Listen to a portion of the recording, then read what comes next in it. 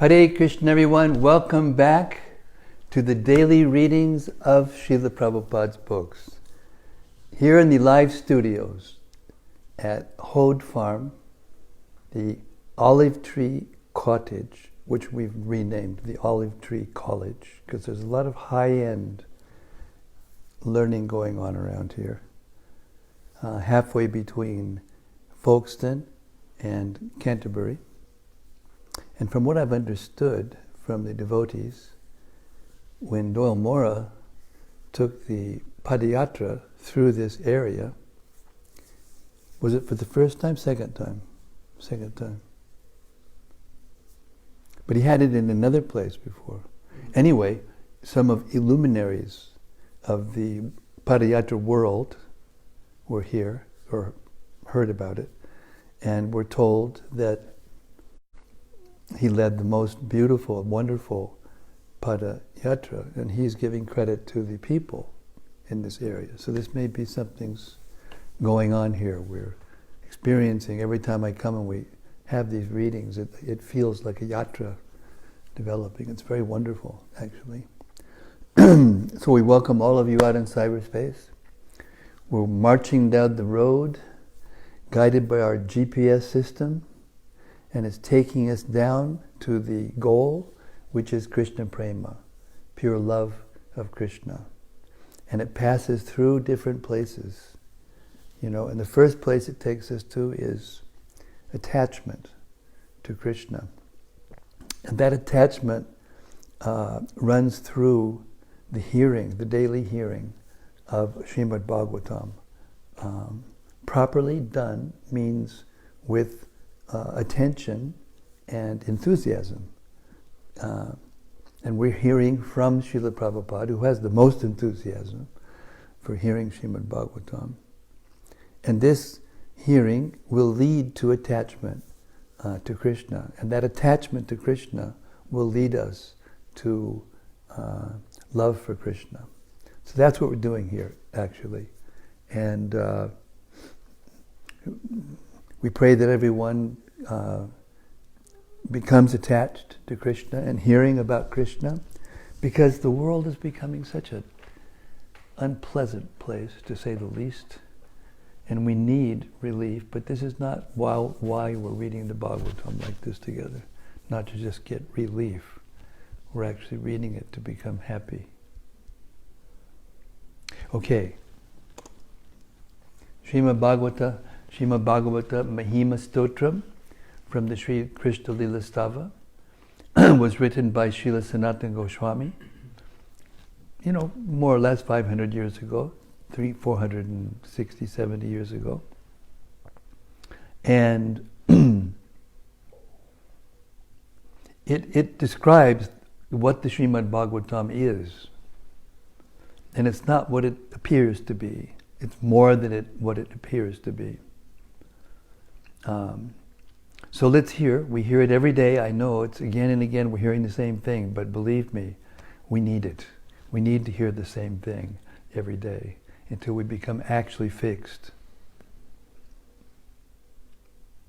It goes like this. Sarva Shastrabdi Yusha Sarva Vedaika Satpala Sarva Siddhanta Ratnaja Sarva Lokaika Drikprada. O nectar from the ocean of all scriptures, singular fruit of all the Vedas, rich mine of the precious gems of all conclusive truths, you are the only giver of sight to all the worlds. Sarva Bhagavata Prana Srimad Bhagavata Prabho Kalidwandodita Ditya Sri Krishna Parivartita. O life air of all the Supreme Lord's devotees, O Master, Srimad Bhagavatam, you are the sun risen in the darkness of Kali. You are the exact image of Sri Krishna.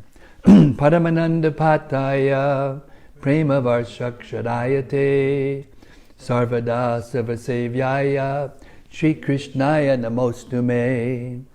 I bow down to you, who are supremely blissful to read. Your every syllable pours down a flood of prema. You can always be served by everyone. You are Sri Krishna himself. Mareka bando matsangin, madguro man mahadana, man nistadaga madbhagya, madanandana mostute. My only friend, my constant companion, my spiritual master, my great wealth, my savior, my good fortune, my source of ecstasy. I bow down to you. A sadhu, sadhuta dayan, adini chochata kada, hanamun chagadachin mam, prem narit kantayospura. O bestower of saintliness to the unsaintly, O exalter of the most fallen, please never leave me.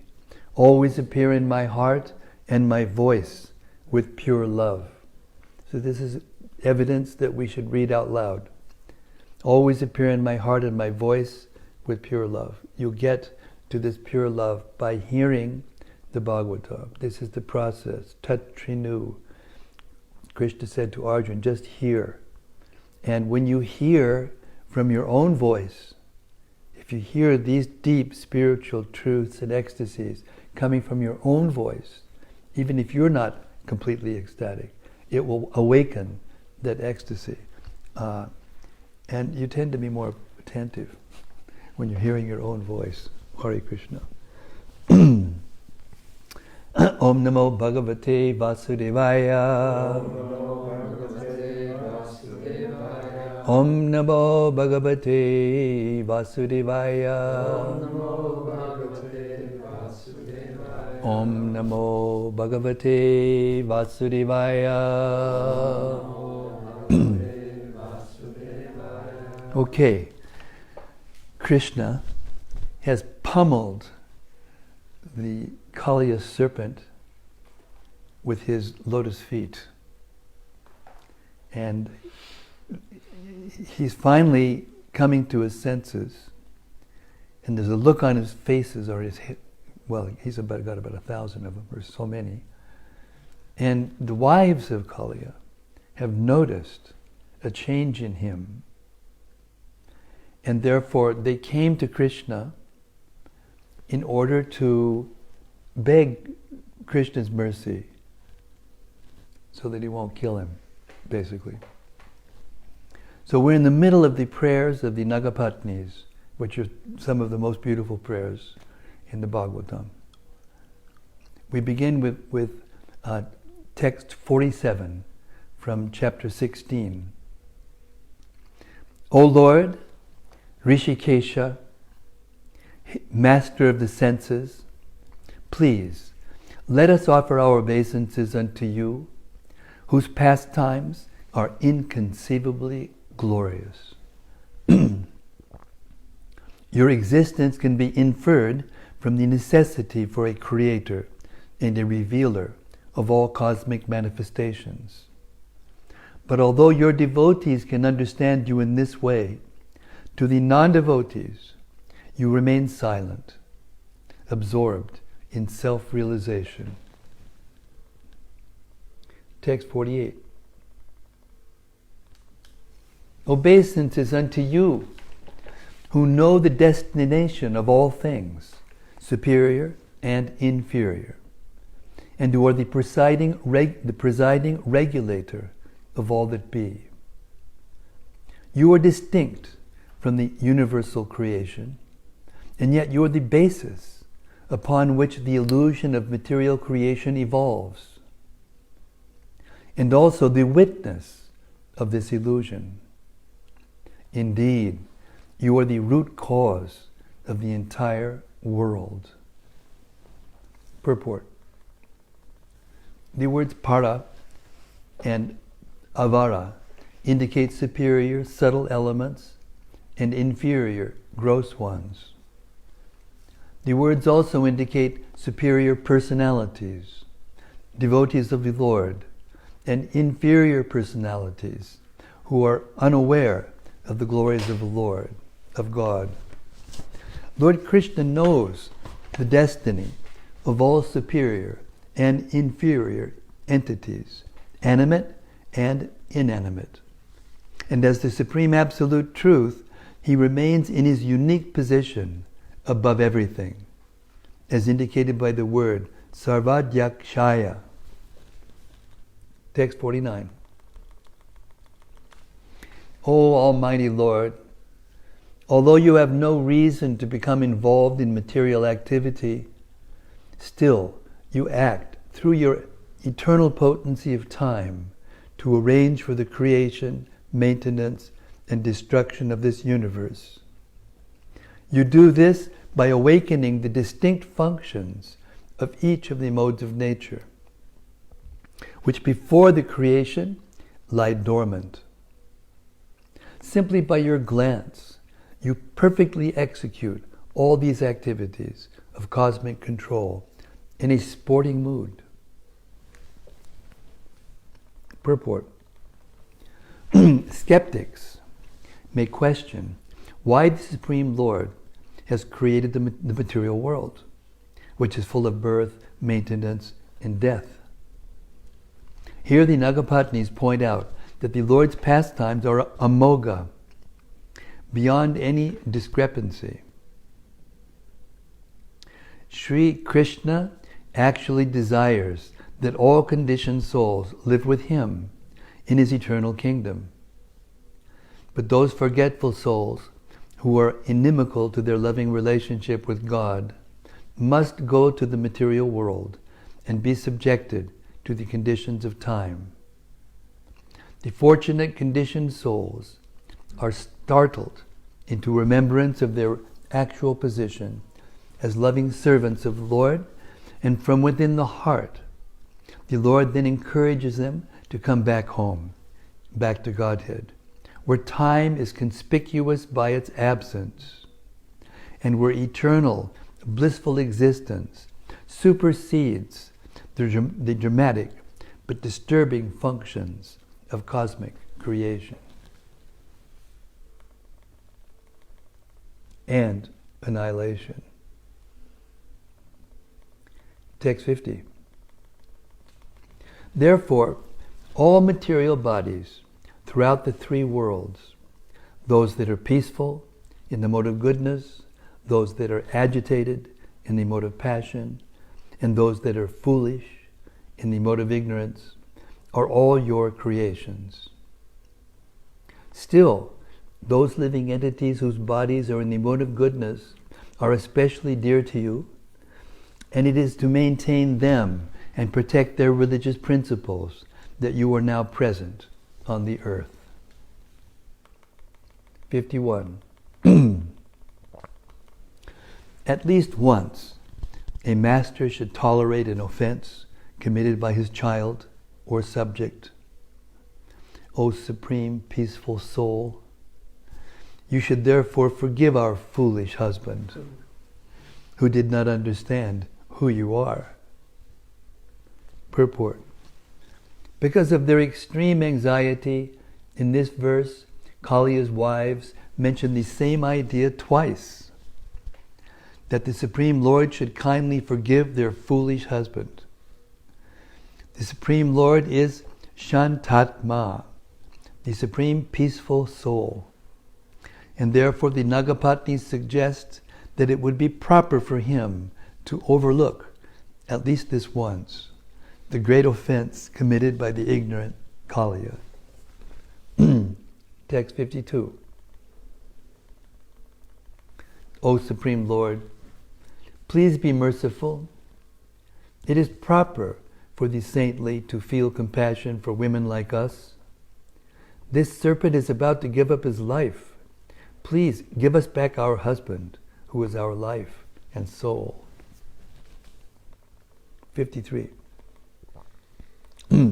Now please tell us, your maidservants, what we should do. Certainly anyone who faithfully executes your order is automatically freed from all fear. Purport. The surrender of Kaliya's wives was now complete, and Lord Krishna immediately gave them his mercy, as described in the following verses. Text 54.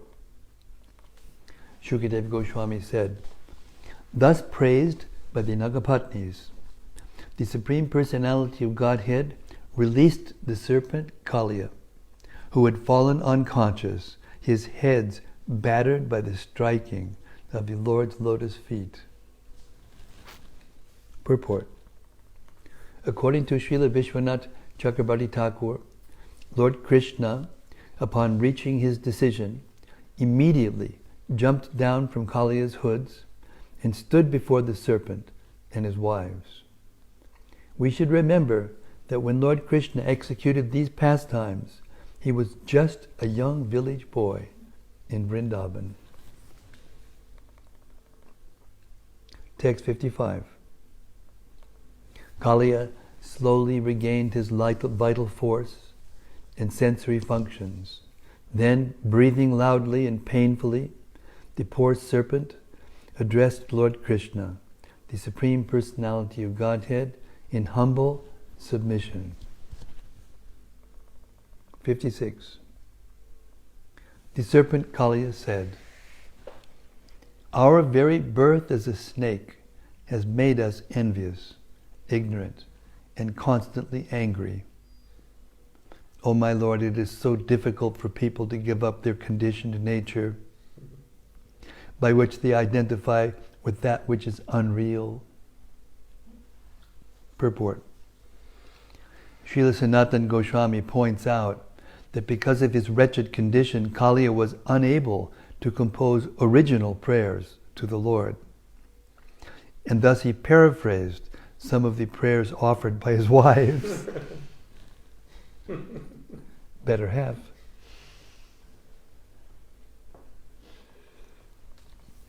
The word asadgraha indicates that a conditioned soul seizes upon impermanent and impure things, such as his own body, the bodies of others, and other countless varieties of material sense objects. The ultimate result of such material attachment is frustration, disappointment, and anguish, a fact that has now become crystal clear to the poor serpent Kaliya. 57. O Supreme Creator, it is you who generate this universe, composed of the variegated arrangement of the material modes, and in the process you manifest various kinds of personalities and species, varieties of sensory and physical strength, and varieties of mothers and fathers with variegated mentalities and forms. Purport. Commenting on this verse, Srila Madhvacharya has quoted the Narada Purana as follows. From Hiranyagarbha Brahma comes the second creation of this universe. But the universe is primarily created by Vishnu himself.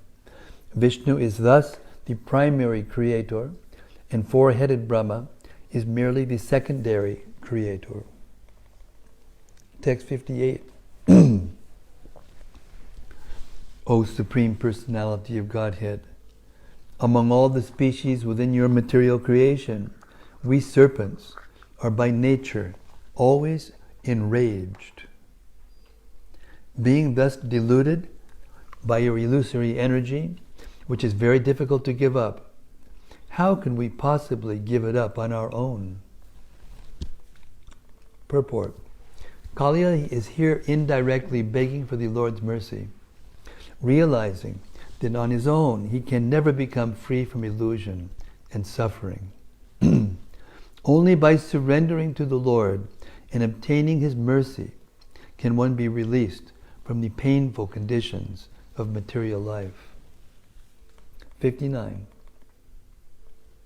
O Lord, since you are the omniscient Lord of the universe, you are the actual cause of freedom from illusion. Please arrange for us whatever you consider proper, whether it be mercy or punishment. Sounds like he's learned his lesson. Text 60. Shukadev Goswami said, after hearing Kaliya's words, the Supreme Personality of Godhead, who was acting the role of a human being, replied, O serpent, you may not remain here any longer. Go back to the ocean immediately, accompanied by your retinue of children, wives, other relatives, and friends. Let this river be enjoyed by the cows and humans. 61. If a mortal being attentively remembers my command to you to leave Vrindavan and go to the ocean, and narrates this account at sunrise and sunset, he will never be afraid of you. 62. If one bathes in this place of my pastimes and offers the water of this lake to the demigods and other worshipable personalities, or if one observes a fast and duly worships and remembers me, he is sure to become free from all sinful reactions. Purport. According to the Acharyas, the Lord spoke this verse to make it clear to Kaliya that he could by no means remain in the Yamuna lake. Although the Lord had mercifully pardoned the serpent and ordered him to go to the ocean with all his associates, Kaliya should not even consider requesting to remain in the lake, because it was now to become a holy place for spiritual pilgrims. Text 63. Out of fear of Garuda, you left Ramanaka island and came to take shelter of this lake. But because you are now marked with my footprints, Garuda will no longer try to eat you. Text 64. Shukadeva Goswami continued, my dear king, having been released by Lord Krishna, the Supreme Personality of Godhead, whose activities are wonderful, Kaliya joined his wives in worshipping him with great joy and reverence. Purport. Srila Vishwanath Chakravarti Thakur comments as follows on this verse. The word Adbhuta Karmana indicates that the Lord's wonderful activities of saving the residents of Vrindavan from Kaliya, saving Kaliya himself from Garuda, and bestowing grace upon both the victims of violence and the committer of that violence. The word Krishnena, by Krishna, indicates that because Kaliya's wives were great devotees of the Lord and offered him loving affection, Krishna withdrew Karshanam, both Kaliya's offenses against the Lord's devotee Garuda and that against the residents of Vrindavan, who were very dear to him. Text 65 to 67.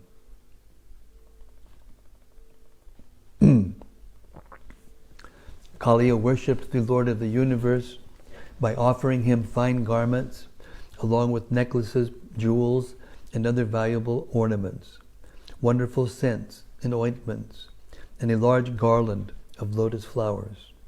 Having thus pleased the Lord, whose flag is marked with the emblem of Garuda, Kaliya felt satisfied.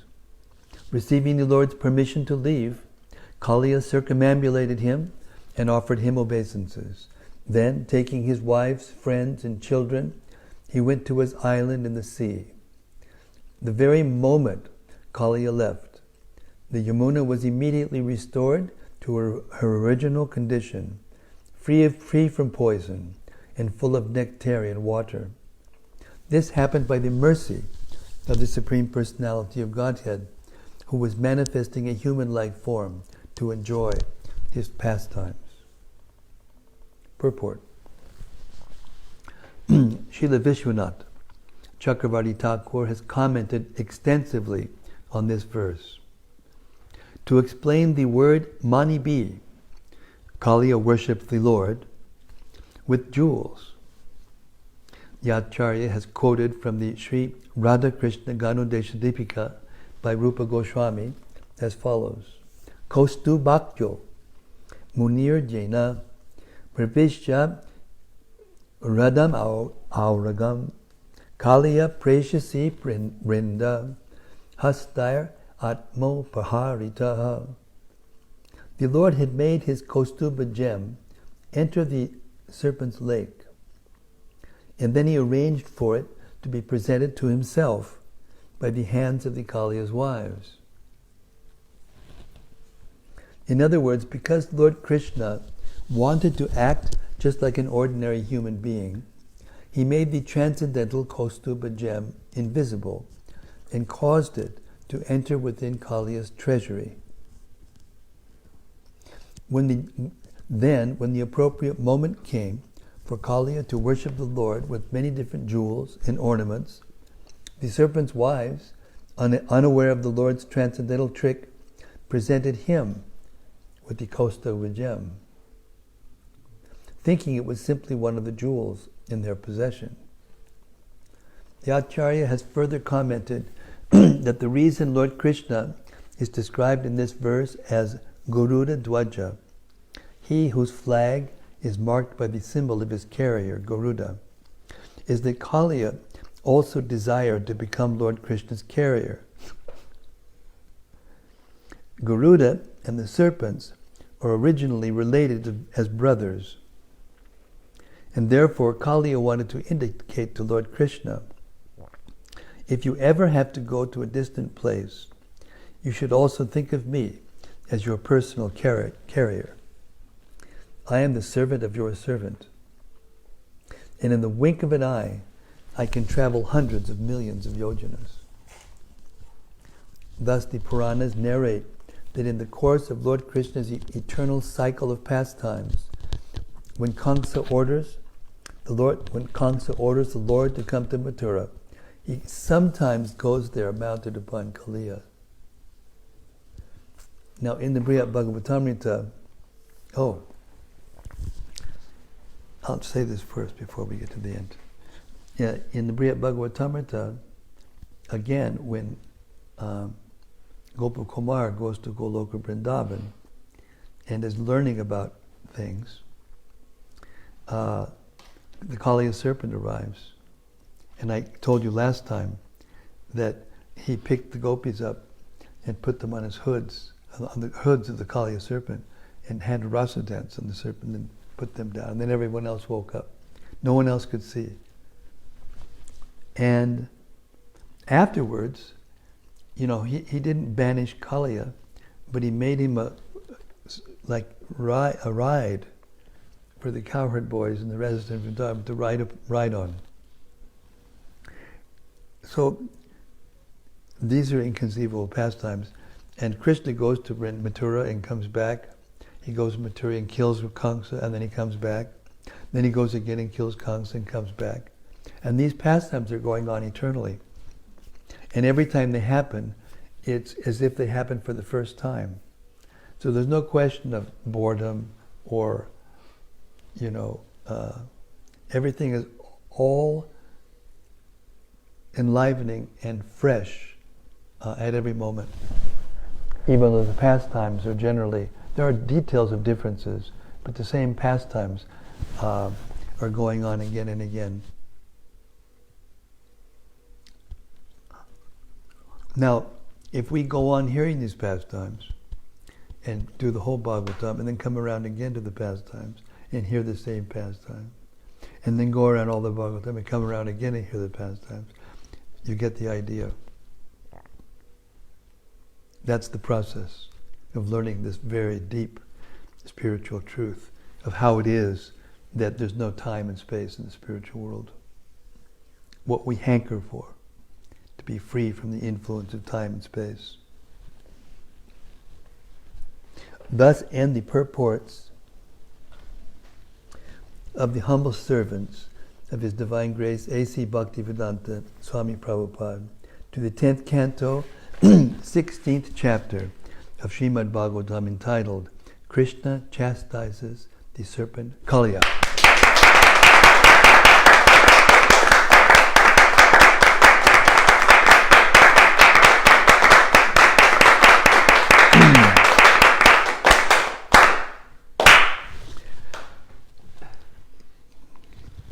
Imitating Tamal Gopal. This little boy that comes in Houston, and we always do that game. I always let him get the last lick, the last clap. Okay.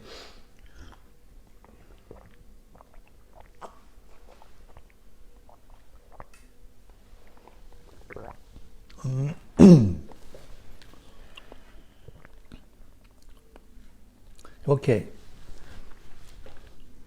Chapter 17. The History of Kaliyah.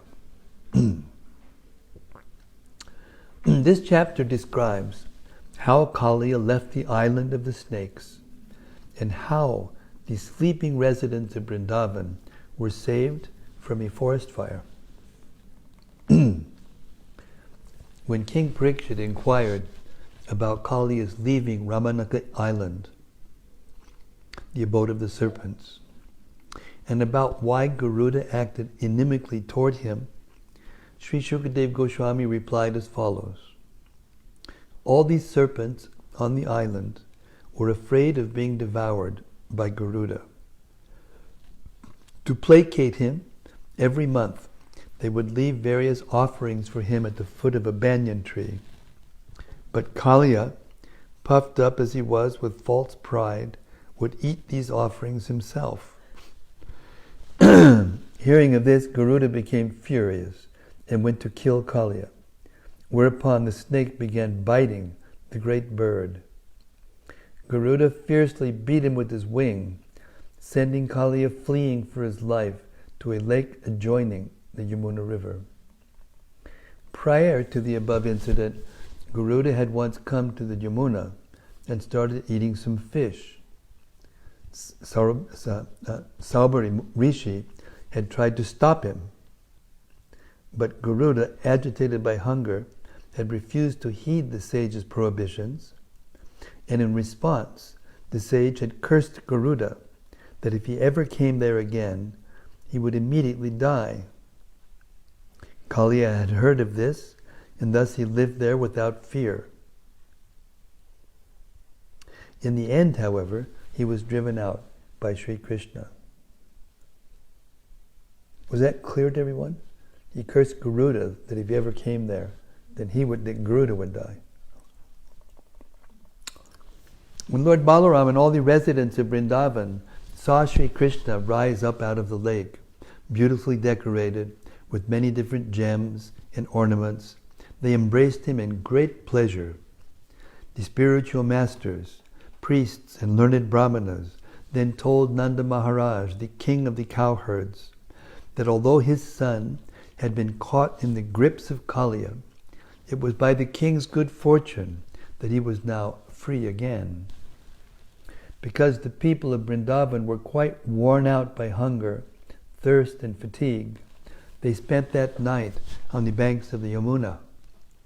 In the middle of the night, a fire happened to blaze up within the forest, which had become dry during the hot season.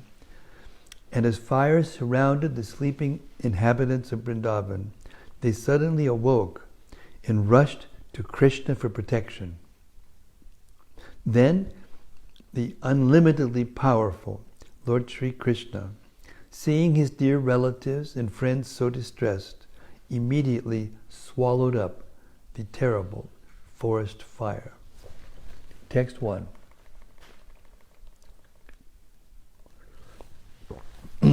Having thus heard how Lord Krishna chastised Kaliya, King Parikshit inquired, why did Kaliya leave Ramanaka Island, the abode of the serpents?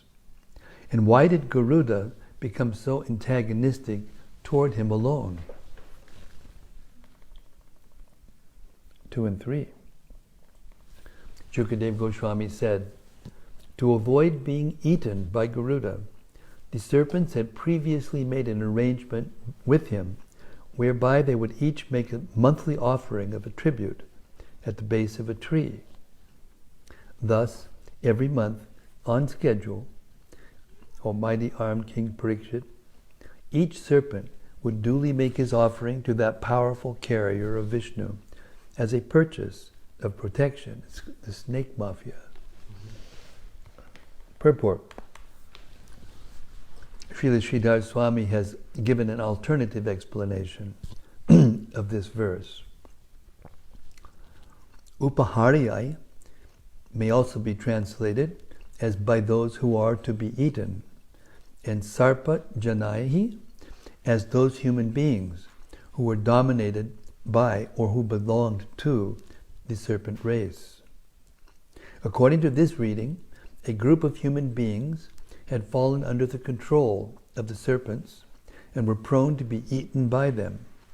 To avoid this, the humans would make a monthly offering to the serpents, who in turn would offer a portion of that offering to Garuda, so that he would not eat them. The particular translation given above is based on the commentary of Srila Sanatana Goswami and the translation by Srila Prabhupada in his Krsna, the Supreme Personality of Godhead. In any case, all the acharyas agreed that the serpents purchased protection from Garuda. Text 4. Although all the other serpents were dutifully making offerings to Garuda, one serpent, the arrogant Kaliya, son of Kadru, would eat all these offerings before Garuda could claim them. Thus Kaliya directly defied the carrier of Lord Vishnu. 5. O King, the greatly powerful Garuda, who is very dear to the Supreme Lord, became angry when he heard of this. Desiring to kill Kaliya, he rushed toward the serpent with tremendous speed. Purport. Srila Sanatana Goswami explains that the word Mahavega indicates that the great speed of Garuda cannot be checked by anyone. Text 6. As Garuda swiftly fell upon him, Kaliya, who had this weapon of poison, raised his numerous heads to counterattack. Showing his ferocious tongues and expanding his horrible eyes, Kaliya then bit Garuda with the weapons of his fangs.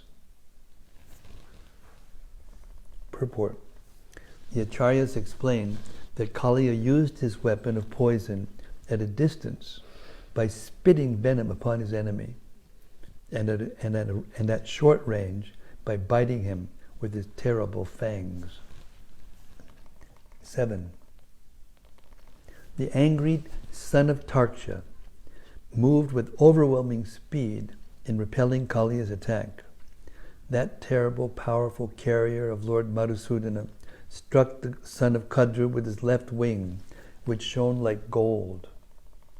8. Beaten by Garuda's wing, Kaliya was extremely distraught, and thus he took shelter of a lake adjoining the river Yamuna. Garuda could not enter this lake. Indeed, he could not even approach it. Text 9. In that very lake, Garuda had once desired to eat a fish, fish being, after all, his normal food. Although forbidden by the sage Saubhari, who was meditating there within the water, Garuda took courage and, feeling hungry, seized the fish. Purport. Shukadeva Goswami is now explaining why Garuda could not approach the lake in the Yamuna River. It is the nature of birds to eat fish, and thus, by the arrangement of the Lord, the great bird Garuda does not commit any offense by nourishing himself with fish. On the other hand, Saubhari Muni's forbidding a much greater personality to eat his normal food did constitute an offense. According to Srila Vishwanatha Chakravarti Thakur, Saubhari committed 2 offenses. First, he dared to give an order to a supremely exalted soul, like Garuda. And second, he obstructed Garuda from satisfying his desire. 10. Seeing how the unfortunate fish in that lake had become most unhappy at the death of their leader, Saubhari uttered the following curse under the impression that he was mercifully acting for the benefit of the lake's residents. Purport. In this regard, Srila Vishwanath Chakravarti Thakur explains that when our so-called compassion, I'm going to read this from the beginning. This is a very important point. In this regard, Srila Vishwanath Chakravarti Thakur explains that when our so-called compassion does not tally with the order of the Supreme Lord, it merely causes a disturbance. Because Saubhari had forbidden Garuda's coming to that lake, Kaliya moved in and made his headquarters there, and this spelled doom for all the lake's residents. Text 11. If Garuda ever again enters this lake and eats the fish here, he will immediately lose his life. What I am saying is the truth. Purport. The Acharyas explain in this regard that because of Saubhari Muni's material attachment and affection for a fish, he failed to see the situation from the spiritual viewpoint. The 9th canto of Srimad-Bhagavatam describes his fall down for this offense. Because of false pride, Saubhari Muni lost his power of austerity, and with it, his spiritual beauty and happiness. When Garuda came to the Yamuna, Saubhari Muni thought, although he may be a personal associate of the Supreme Lord, I will still curse him and even kill him if he disobeys my order. Such an offensive attitude against an exalted Vaishnava will certainly destroy one's auspicious position in life. As the 9th canto describes, Saubhari Muni married many beautiful women and suffered greatly in their association.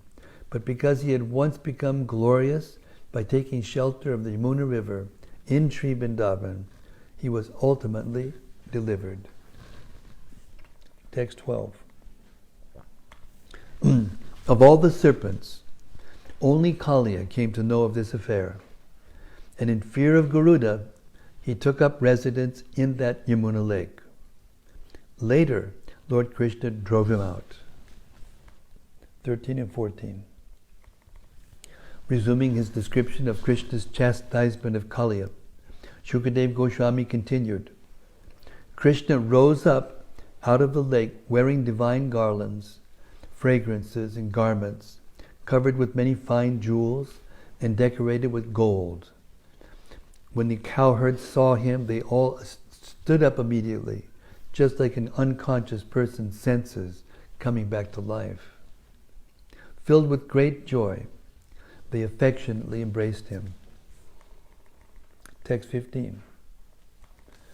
Having regained their vital functions, Yashoda, Rohini, Nanda, and all the other cowherd women and men went up to Krishna. O descendant of Kuru, even the dried up trees came back to life. 16. Lord Balaram embraced his infallible brother and laughed, knowing well the extent of Krishna's potency.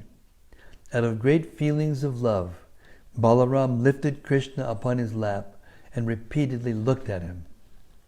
The cows, bulls, and young female calves also achieved the highest pleasure. 17. All the respectable brahmanas, together with their wives, came forward to greet Nanda Maharaj. They said to him, Your son was in the grips of Kaliya, but by the great grace of Providence, he is now free. 18. The Brahmanas then advised Nanda Maharaj, to assure that your son Krishna will always be free from danger, you should give charity to the Brahmanas. With a satisfied mind, O king, Nanda Maharaj then very gladly gave them gifts of cows and gold. 19. The greatly fortunate Mother Yashoda, having lost her son and then regained him, placed him upon her lap. That chaste lady cried constant torrents of tears as she repeatedly embraced him. 20. O best of kings, Parikshit, because the residents of Vrindavan were feeling very weak from hunger and thirst and fatigue, they and the cows spent the night where they were, lying down near the bank of the Kalindi. Purport. Srila Jiva Goswami points out that although the people were weak from hunger and thirst, they did not drink the milk from the cows present there, because they feared it may have been contaminated by the serpent's poison. The residents in Vrindavan were so overjoyed to get back their beloved Krishna that they did not want to go back to their homes. They wanted to stay with Krishna on the bank of the Yamuna so that they could continuously see him. Thus they decided to take rest near the riverbank. 21. During the night, while all the people of Vrindavan were asleep, a great fire blazed up within the dry summer forest. The fire surrounded the inhabitants of Braja on all sides and began to scorch them. Purport. Srila Sanatana Goswami and Srila Vishwanath Chakravarti Thakur have commented that perhaps a loyal friend of Kaliya had assumed the form of a forest fire to avenge his friend, or perhaps the forest fire was manifest by a demon who was a follower of Kangsa's. 22. Thus the residents of Vrindavan woke up, extremely disturbed by the great fire threatening to burn them. Thus they took shelter of Krishna, the Supreme Lord, who by his spiritual potency appeared like an ordinary human being. Purport. The Shruti, or Vedic mantras, state, Sarupa Bhutaya Nitya Shaktya Maya Kyaya. The Lord's eternal potency, named Maya, is innate in his original form. Thus, within the eternal spiritual body of the Supreme Lord, there is infinite potency, which effortlessly manipulates all existence according to the omniscient desire of the Absolute Truth. The residents of Vrindavan took shelter of Krishna, thinking, this blessed boy will certainly be empowered by God to save us. They remembered the words of the sage Garga Muni, spoken at the birth ceremony of Lord Krishna. Anena sarva durgani yuyam agyas tarishata.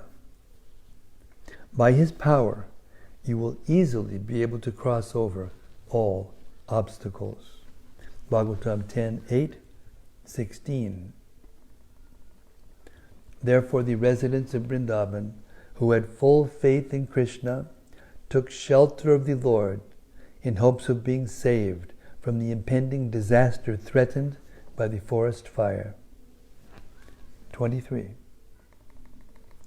Vrindavan's residents said, Krishna, Krishna, O Lord of all opulence, our Rama, O Rama, possessor of unlimited power, this most terrible fire is about to devour us, your devotees. 24. O Lord, we are your true friends and devotees. Please protect us from this insurmountable fire of death. We can never give up your lotus feet, which drive away all fear. Purport. The residents of Vrindavan told Krishna, if this deadly fire overcomes us, we will be separated from your lotus feet, and this is unbearable for us. Therefore, just so that we can go on serving your lotus feet, please protect us. In these circumstances, they never think about themselves. Even when it appears that they're praying to Krishna to save them, they're saying it so that they will be able to continue to serve and see his lotus feet. when Krishna once played a trick on Radharani, disguised himself as a goddess. You know, when Krishna disguises himself, he doesn't just put on a sari and comb his hair and put on some rouge, and he actually changes his form completely into the form of the most beautiful goddess, and approached Radharani, and Radharani was immediately attracted to him. You are so beautiful. Can I be your friend? And the goddess just didn't say anything, completely silent. And then Radharani kept trying in different ways to coax her into talking, because she wanted to be her friend. And Krishna was just silent. Whatever she said, you must be having a problem with your family, or perhaps a lover. And Krishna didn't say anything. And it went on and on. And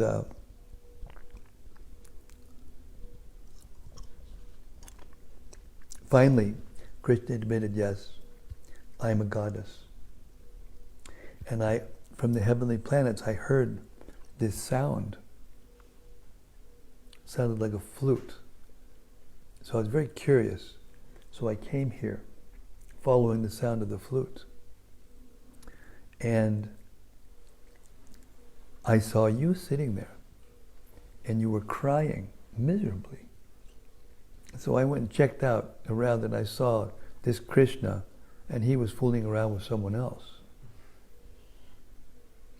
So I thought to myself, how is it that this boy, I felt sorry for you, and I thought, how is it that you could consort with this rascal, Krishna? And you're suffering, and you're crying, and this and that. And Radharani said, you don't understand anything, do you? By this time, Krishna's beginning to get a little ecstatic. It's getting hard for him to maintain his disguise. And then she said something that was directly related to this last purport and verse we read that I'd like to share with you. She said, actually, I'm not crying because of what Krishna is doing. I know that whenever he's away from me and some girl tries to distract him from coming to me, it's just so painful for Krishna, because I know that Krishna cannot enjoy anything without me. So I feel so bad that he's feeling bad. That's why I'm crying. By this time, Krishna says, oh no, now what am I going to do, And then she said, actually, you really don't understand that we're one soul. Krishna and I, we're one soul. We're not two different people. And Krishna said, you're one soul with Krishna? He says, yes. He said, well, then you must be able to call Krishna whenever you want. She said, oh, yes. And then Krishna said something to the effect, well, let me see that. So she sat down in a yoga pose, really innocently, like a village girl, and just went like this. But this time, that was it. That was the breaking point. Krishna couldn't keep his, form of a goddess, and he was just bewildered completely by Radharani, completely bewildered. And then she opened her eyes, and there he was, standing there. And she said, oh, where did that goddess go? And he said, I don't know, I just saw somebody going that way. So in this way,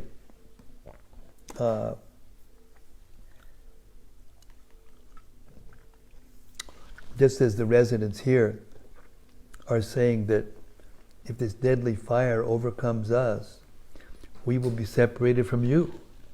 And we can't tolerate that, can we?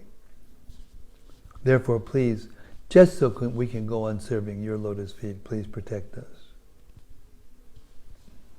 This is the consciousness of the residents of Vrindavan. They're so much in love with Krishna that they can't think of anything else, in any condition, under any condition. And Krishna's pastimes bear this eternal truth out. 25. Seeing his devotees so disturbed, Sri Krishna, the infinite Lord of the universe and possessor of infinite power, then swallowed the terrible forest fire. Thus end the purports of the humble servants of His Divine Grace, A.C. Bhaktivedanta Swami Prabhupada, to the 10th canto, 17th chapter of Srimad-Bhagavatam, entitled The History of Kaliyah.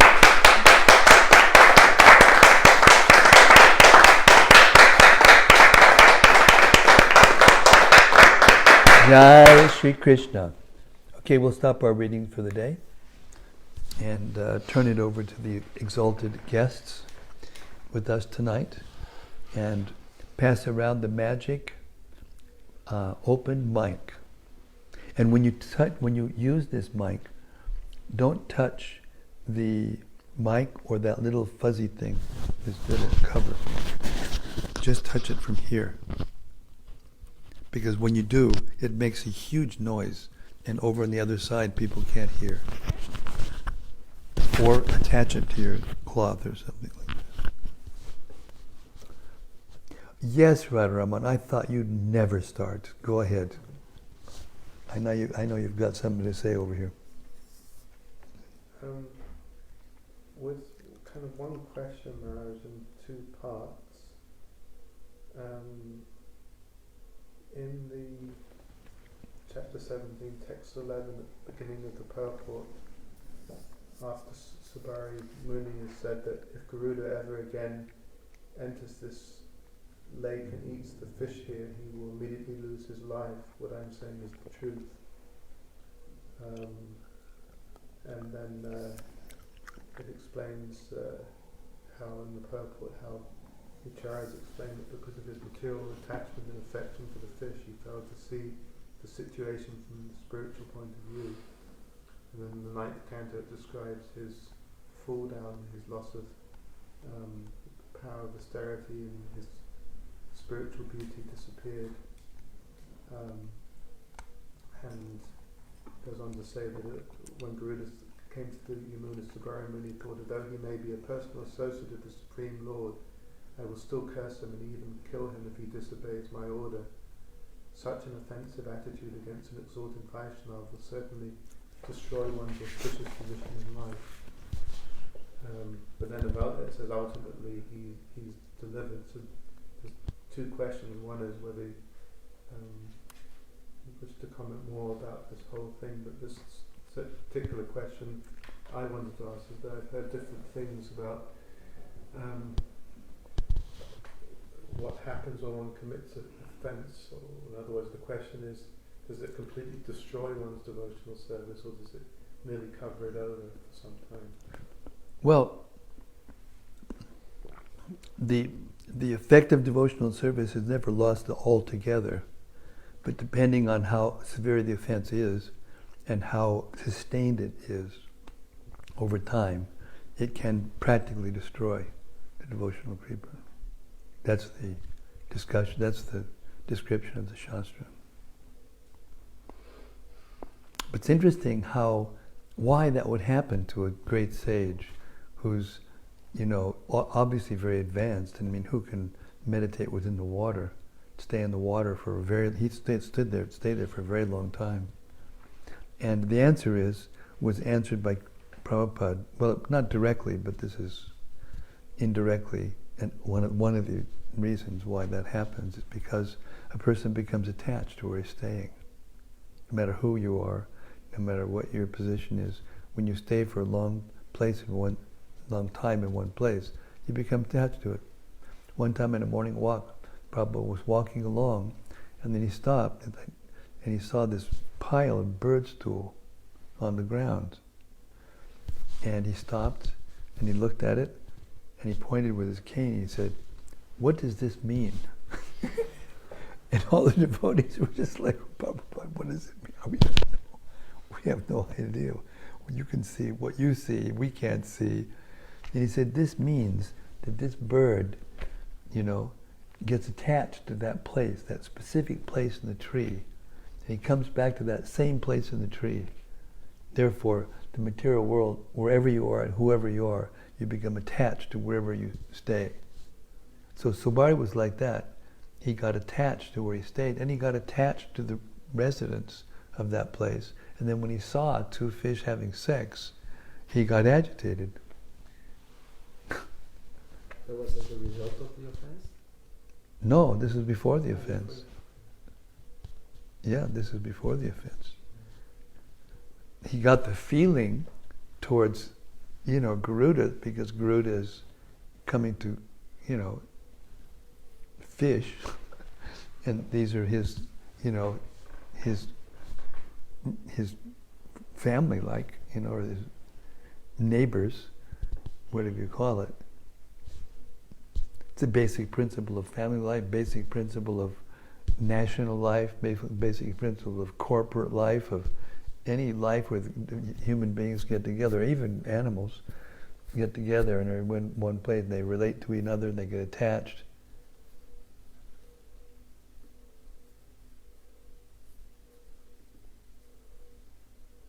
But because he did the austerities, and he was actually a devotee, or of some degree, then he became, he got eventually free from the offense. But he had to go out and, marry 9 daughters of some 17, some big number of daughters for the king. He had to, by his mystic power, he had to get a better form in order to enjoy the whole thing.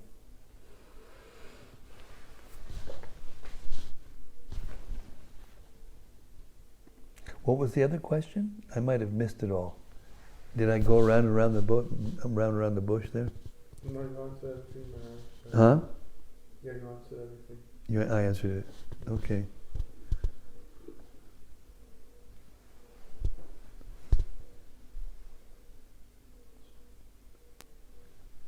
Second mic isn't Mike? Who said? Rati? Huh?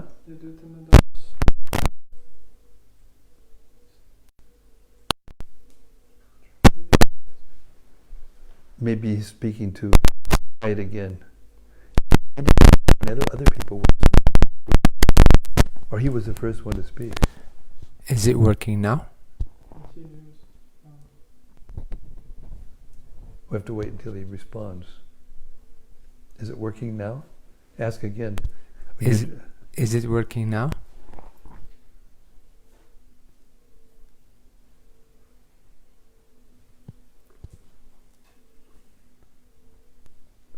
Haribol Yudutama, are you there? Hare Krishna, please come in. Huh? He says now it's working. He just said yes. Okay, that means you have to speak up louder. Go ahead. I was kind of puzzled to hear how Garuda and the serpents were related to each other as brothers. Oh, I thought about the same thing. I know about this. Please. But I can't give you exact names and exact dates. But while the universe was created, during that process, the Prajapatis and their wives, they weren't ordinary people. The first ones were mind-born sons of Brahma. And they had the capacity to change their forms at will.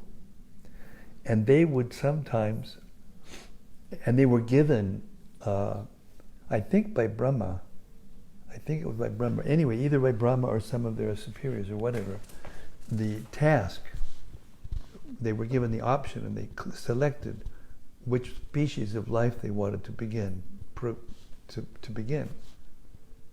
So, one of the wives was asked, and she said, I want to do, the fish and the snakes. So that was like the original beginning of those species of life. And of course they all become varieties and everything and by the ordinary way. But in the beginning, there were, I'm sorry, I don't remember the exact names of the Prajapati's wife who did that. but that was why they're considered to be related. I mean, if you think about it, you go all the way to Brahma, and we're all related to Brahma, all living entities. And further back there, Aham bija pradapita, Krishna says, I'm the seed-giving father of all living entities. So we're all actually related from another point of view. Okay, thank you. But I'm sure that was kind of like indicated their kinship, because they had from their forefathers there was the beginning of the same mother and father. And they would sometimes change their bodies and then have sexual intercourse in that other form, and the forms that came out would be like that form.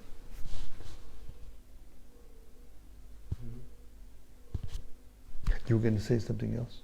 Did I interrupt? With your permission. Yes. There's another short question, I believe, which came up when we were listening some weeks ago. It's often said here again today. We read that Nanda Maharaj gave charity to the Brahmanas, including sometimes great numbers of cows. So we were wondering, what do the Brahmins do with all these cows? Because it's not their dharma to maintain cows. They give them in charity. They give them to the Vaishyas. Yeah, in charity. And some of them maintain institutions or places where they, have communities. These brahmanas, some of them have communities.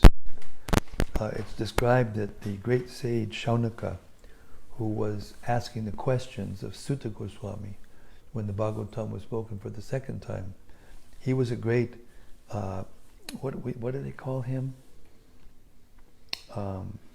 Jagyastalya,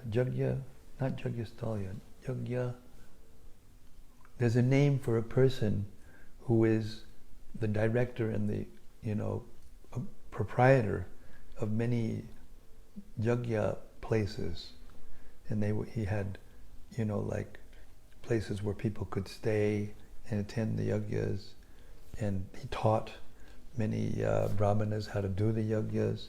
He was a very exalted person. He was in charge of some of the sections of the Vedas that have those. So it was interesting because and Sutta Goswami was a Sutta. He was born of a mother and father that was not Brahmin. But because he was sitting with, when Shukadev Goswami spoke the Bhagavatam, then he heard everything. And so they trusted him. Shaunaka trusted, they knew the Bhagavatam. And he was also expert. The suttas, one of the suttas can become chariot drivers.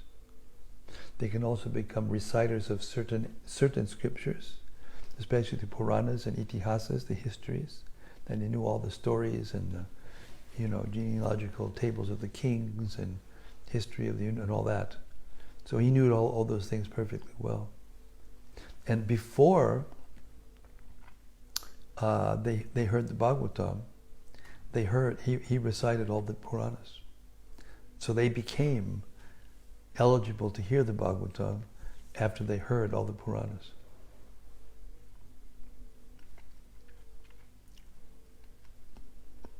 I don't know if that answered your question exactly. It did, thank you. And more. Thank you.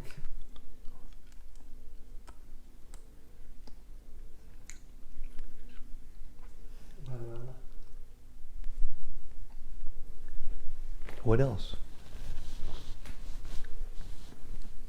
You have something? I have to look it up. Huh? I have to look up. I saw a verse, but I don't remember where it is. You want to look it up?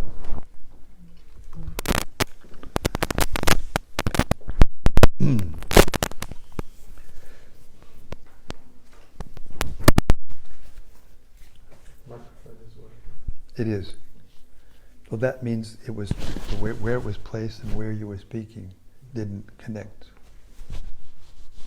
Because you're so mild-mannered and soft-hearted.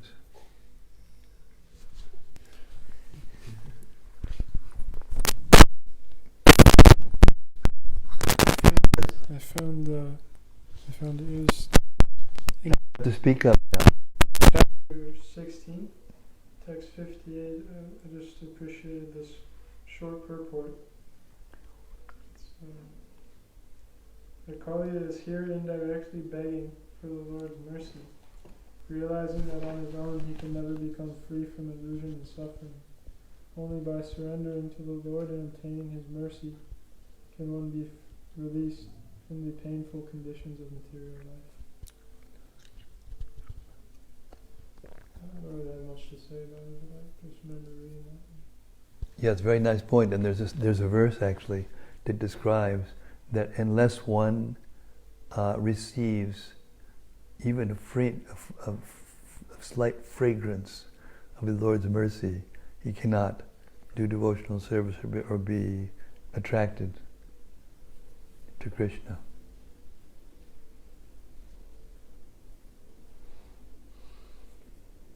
And of course, there's a spectrum of activities, that take us there. But there's an element of the same active principle, which is the mercy of the Lord. And it was mentioned all the way through all these pastimes. There's this element of the mercy of the Lord. The serpent, he got the mercy of the Lord because the wives came and begged, on his behalf.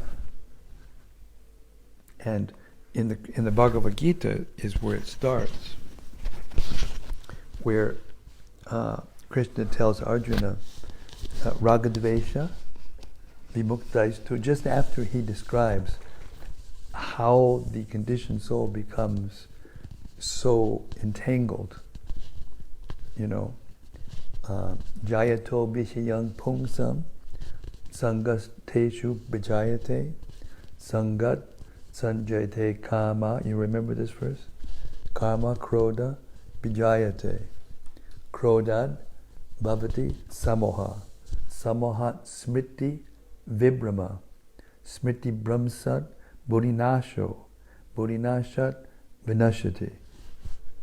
So this means that jayato vishayang pungsa, when you think about the vishayis, about the objects of the senses, and your mind dwells there in particular, then you get attached. And when you dwell there, that attachment becomes very strong, and it becomes lust, the intense desire to enjoy the material energy. And then from that comes anger, because when we try to act it out and it doesn't satisfy us, because it never will, because the material energy cannot satisfy the spiritual senses, then we become frustrated. And from frustration comes that anger. Then krodad bhavati samoha. Samoha means bewildered. When we become angry out of frustration, we become bewildered. And buddhi bang, what is this? Krodad bhavati samoha. Samohat smriti vibrama. Then smriti vibrama, we lose our memory. This is the process. We lose our memory from being bewildered, from anger, after being frustrated by trying to satisfy our senses out of lust. And then buddhi nashat pranashati. Then we lose our intelligence. Smriti bhangsha buddhinasho. Buddhinasho means that intelligence becomes gone. And then buddhinasha pranashati. Then we fall down. Bloop. Like into a pool, the material pool. Bloop. You throw a stone in a pool, it goes bloop. That's how the word came about. One of the smart, disciples of Prabhupada, my godbrothers, when the first time somebody left, they remembered this verse. He says, "Oh, it sounds like he blooped." Prabhupada laughed. Yes, bloop. He meant bloop. So then the next verse, after those verses, explains what to do to avoid that. or to recover oneself from that. Do you remember? It's 264. We heard it the other day. Raga, Dvesha, Vimuktais tu. Vishayan, Indriyash, Charan. Atmavashar, Vidayatma, Prasadamadigashtati. So here's the same principle, prasadam. We need the mercy of Krishna. So how we get the mercy of Krishna in the beginning is raga, attachment, and dvesha, hatred or aversion. Vimuktastu, we throw it away. And you may say, well, how do you do that? The soul has the capacity to do that. That's the whole point. Vishyan Indriyash Charan, Atma Vesha. And then, in that position, from that position, one can follow the regulative principles of freedom. And then, prasadam adigashtati. Then one can achieve that's how you achieve the mercy, the full mercy of Krishna. Therefore, again and again and again, Prabhupada, Krishna makes the point about controlling the senses. Tasmat tvam inriyanyado niyamya bharatar shaba papmanam pujihiyenam jnana vijnana nashanam. Therefore, in the very beginning, that's why I say this is the start, is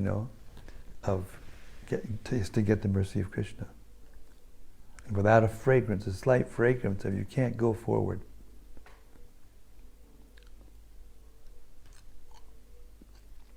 So we have to attract Krishna, we have to get his attention. And this is what happens. We get his attention when we decide, I'm going to control myself and I'm going to follow Krishna's instructions. And inside the heart, the super says, maybe this person's beginning a little more interested, he's becoming serious. And eventually he gives mercy, and then we become able to think of Krishna. That's what freedom means. Regulated principles of freedom. When you regulate your senses, it seems externally like you are less free.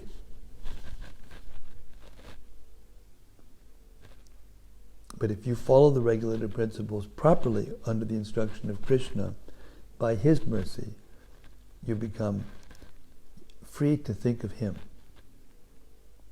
Free to think of the philosophy, the proper way of doing things. And therefore, the way to actually regulate one's life. And from that we become peaceful. Our senses become more peaceful. We become inclined. And then, when the sound of Krishna's name or the sound of Krishna's pastimes enters the ear, we immediately catch it and hold it and want it.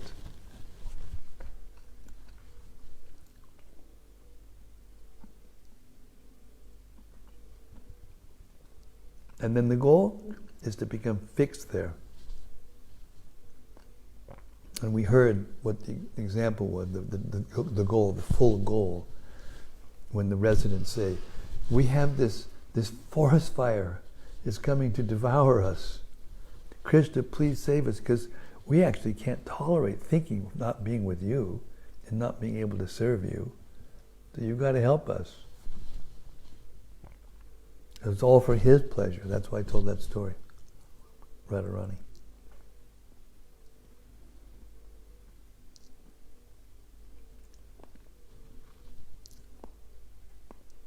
No?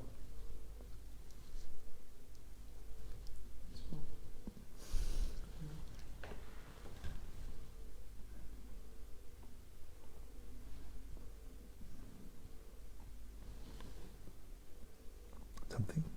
No. Something? No.